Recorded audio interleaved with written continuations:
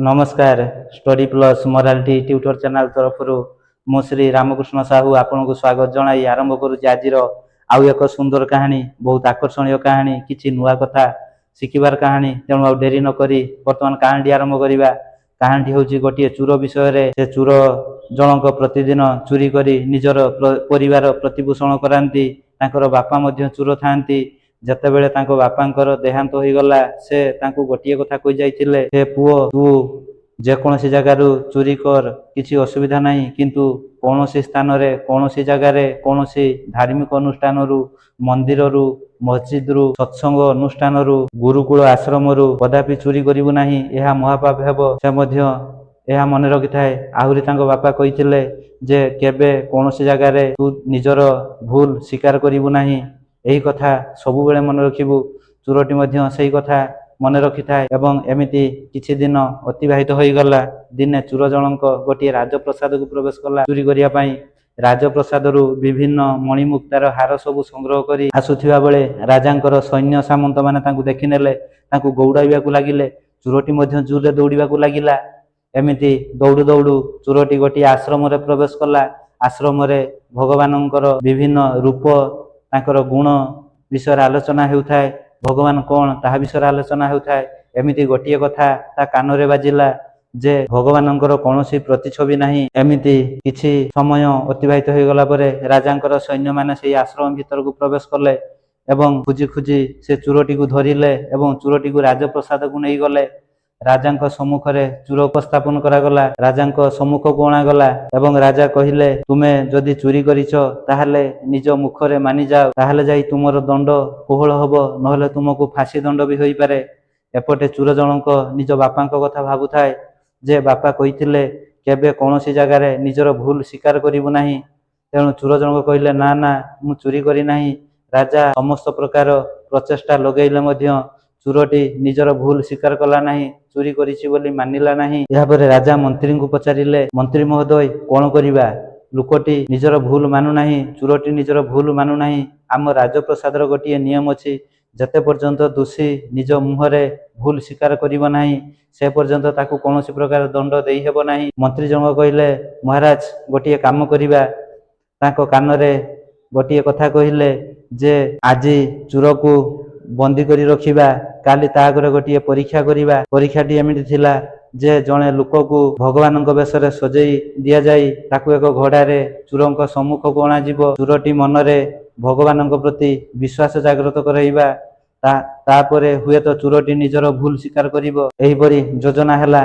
तापर दिन चोरटी बंदीशाला रे बसी थाए जेल रे बसी थाए।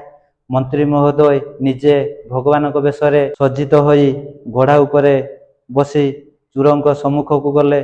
चारियाडे विभिन्न प्रकार धुआलिया आलोक मध्य दिया गला जेपरी चोरटी मन रे भावना जागृत हेबो जे एही होउचंती प्रकृत रे भगवान याको आगरे से सबु सत कथा कहिदेबो सेही भली एक परिवेश तैयारी करा गला।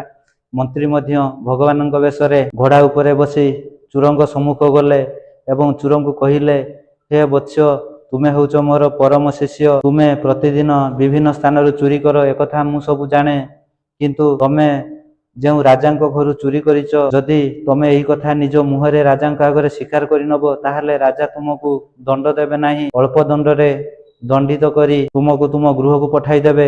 एहा परे चोरंक मन रे गोटिए बुद्धि आसिला। पूर्व कथा मने पड़िला जे से आश्रम रे सुनितिला भगवानंकर कोनोसी प्रतिछवि नाही। एठारे मध्य देखिला एठारे जे भगवान उपस्थापित होई अछंती तांकर तो प्रतिछवि अछि अर्थात ए हेउचंती भगवान नुहे। ता मन रे संपूर्ण विश्वास जागृत होई गला जे घोड़ा उपरे जे बसिचंती से होउचंती आउ केही ये भगवान नुहे। कारण आश्रमर मुनि कहिथिले भगवानंकर कोनोसी छाई नाही एहार तो छाई अछि तेणु से निजर भूल स्वीकार कला नाही। एहा परे समस्त सैन्य सामंत राजा आसी सेठारे पहुंची गले एवं चोरटीर एभली व्यवहार लुचि करी देखुथिले।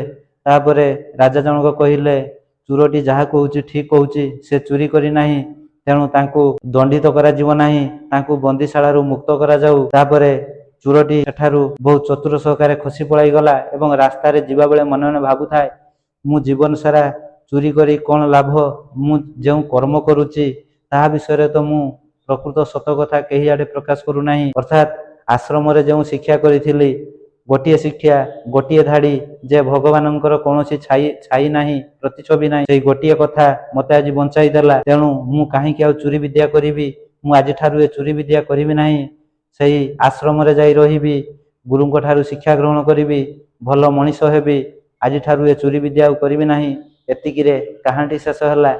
कहानी हूँ बहुत सुंदर कहानी आमे जीवन में जितेबले कौन काम करूना कहीं प्रतिदिन भगवान विषय धाड़ी हो दुई धाड़ी हो तीन धाड़ी हो किसी ना किसी महत्वाणी शुणा ताहले जाई आमर जीवन धन्य हो जीवनटा महत् जीवन हो आमर आत्मा परमात्मा हो आमर मन पवित्र हो हृदय पवित्र हो आदौ संदेह नहीं।